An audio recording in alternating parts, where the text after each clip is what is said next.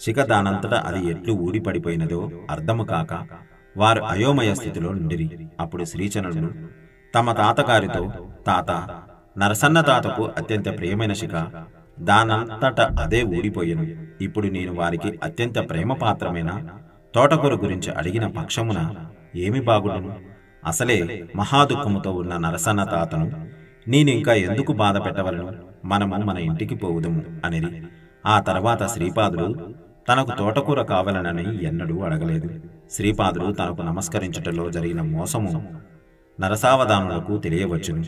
వారు ధ్యానంలో కూర్చున్నప్పుడే వారినే పోరిన వర్చస్వి అయిన ఒకానొక వ్యక్తి వారిలో నుండి బయలువెడలను. నీవెవరివి, ఎక్కడికి పోవుచున్నావని నరసావధానులు అతనిని అడిగను. అంతటా ఆ వర్చస్వి, నేను నీలో ఉన్న పుణ్య శరీరమును. నీవు ఇంతదాకా ఎన్నో మార్లు వేదములు పఠించితివి, స్వయంభు దత్తుని ఆరాధించితివి. సాక్షాత్తు ఆ దత్తుడే శ్రీవల్లభునిగా అవతరించినప్పుడు అవమానించితివి. నీకు నీ శిఖ మీదను నీ తోటకూర మీదను ఉన్న ప్రేమాభిమానములలో లక్షాంశమైనను శ్రీవల్లభుని యందు ఉన్న ఎడల నీ జన్మ కడతేరి ఉండును. మోహము క్షయించుటయే మోక్షము. నీవు మోహపాశములచే బద్ధుడవై ఉన్నావు. నీకు అనతి కాలంలో దరిద్ర దశ రాబోవుచున్నది.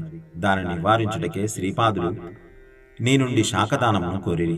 వారు కోరినట్లు నీవు తోటకూరను వారికి సమర్పించి ఉన్న ఎడల నీకు రాబోవు దారిద్ర్య దశ నిర్వీర్యము చేయబడుటే గాక ఐశ్వర్యము కూడా అనుగ్రహింపబడి ఉండేటిది.